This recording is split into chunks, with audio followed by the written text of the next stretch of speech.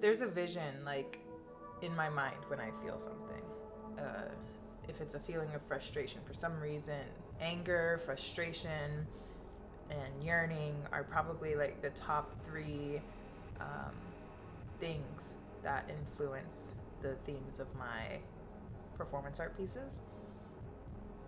It's fucking hard being an artist, but you have to like keep going. You have to keep fighting. I don't care how tired you are. I don't care how much your feet hurt. I don't care if you can't see or you can't use your arms. I can't like.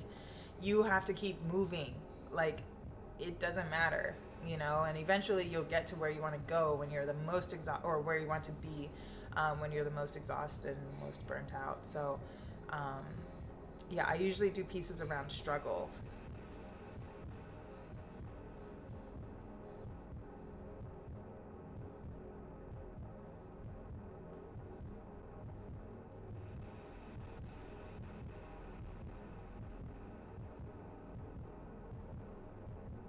When you're performing, you can't show your humiliation. You have to just like own it, because the people engaging with it are probably more either humiliated or uncomfortable than you are.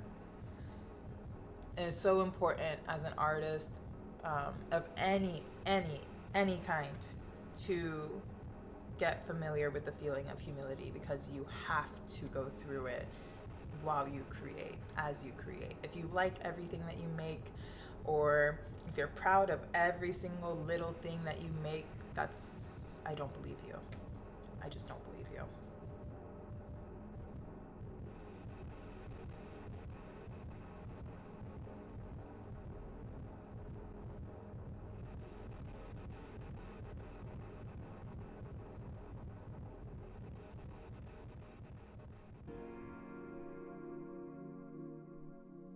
My ideas just kind of appear. I never sit down and hope for an idea. I'm just existing until it hits me, and it usually hits me through music.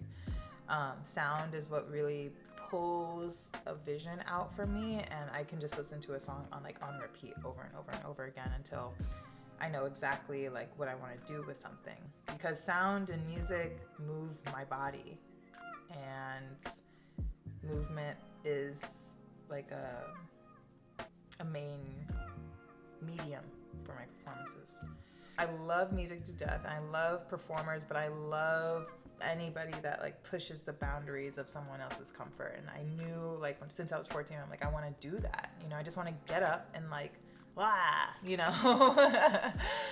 so when I hear that people are uncomfortable or they're tense or they're scared or whatever from what I'm doing, and like I don't have to necessarily do anything to them, that's even more powerful. It's like I don't even have to interact with you. You're not even in the room in my mind, and I'm just doing something and you're stressed. I love that. What do I look like? Do I look like my profile pictures? How on earth can you tell? All you see is what you see in a mirror. My own view is distorted by the lens of my eyeballs, and I need glasses anyway. It's a process. It's always a process. I I'm excited and passionate when I have an idea. Of course, everybody is when the idea is an idea.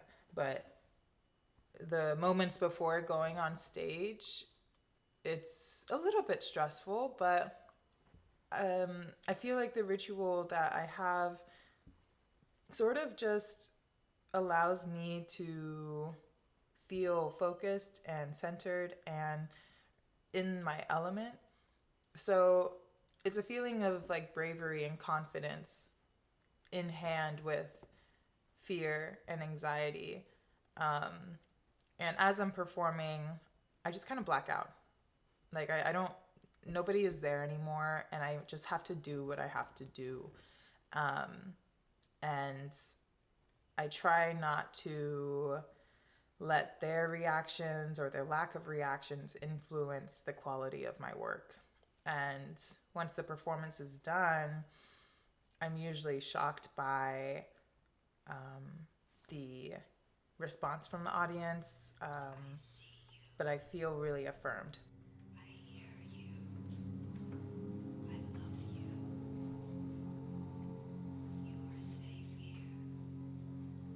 reconflection is like a big project that I'm still working on. Like, I've been working with mirrors since before I even moved to New York. But reconflection covers like a couple of different dimensions of identity and self. It was inspired by when I would look into the mirror and not recognize myself. I just really struggled looking at myself in the mirror and seeing my face, and I just didn't recognize who I was. Even if I looked good, I didn't recognize who I was. I didn't like that. So that's one dimension of it, of like mirrors that are dysfunctional. You know, you look into it, and it depends on like the angles, because it's a piece that is difficult to capture in stillness, because its image changes with its reflection, angle that you're looking at it from, whether you're looking directly in it or from the side or whatever. It's going to always change. It's impermanent, which I love. Which is another dimension, is that like we're always changing. There is no permanence to ourselves. There's a center that's always there, but like our bodies decay. Every second we're changing on like a microscopic level that like ends up building. When it comes to the performance piece, it's about the whole process of breaking an idea. It's an idea that we carry about ourselves, or an idea that people carry about us as well, because the first iteration of the performance, the mirror is reflecting me and the people behind me, and what the people see through the mirror, which are themselves. And as I carry this like stone of like depression or weight or just like unhelpful thoughts and beliefs, you know, it's very limiting to my ability to like move, you know. It's harmful, and the way that I'm carrying it isn't helpful either. You know, like I could just carry it across the room, but it's like, no, like there's all this buzz constantly going on in my head that is just holding me down from evolving. You know, it's meant to be an encouragement to evolve, but like you're not going to know the process of how you evolve. You're not going to know what resources or materials you're given to change yourself. You just have to like use what you have.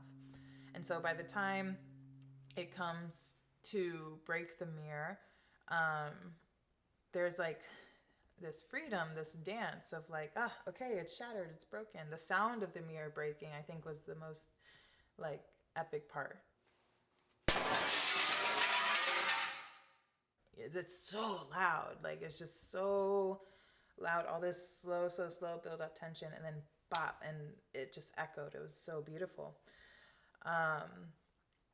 And I was inspired by making the sculptures, because when I would make the sculptures, I'd break the mirror, and then, you know, there's these tiny shards on the ground, so I would have cuts all over myself, and sometimes the mirror pieces would break while I'm dealing with them.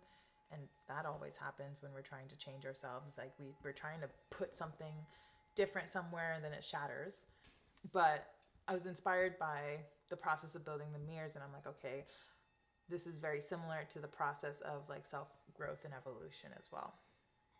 It's not linear, and it's hard, and it's painful, and you go through these like risks. Putting the pieces on ended up being an absorption of like this collective idea of who I am. I basically take people's projections of who I am, or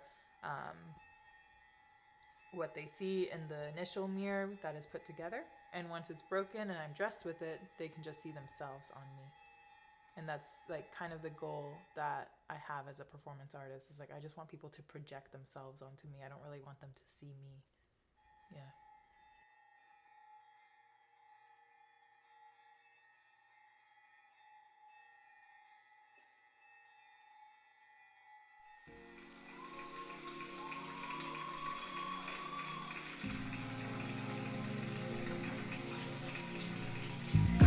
Mistake, but it's been a while now. People wear names, and they all smile now. Throwing in the towel now, but you better bow down. Yeah, throwing in the towel now. Yeah, tell them bitch you calm down. Yeah, get on your knees, baby. Grab your keys, baby. Loving your steez, baby.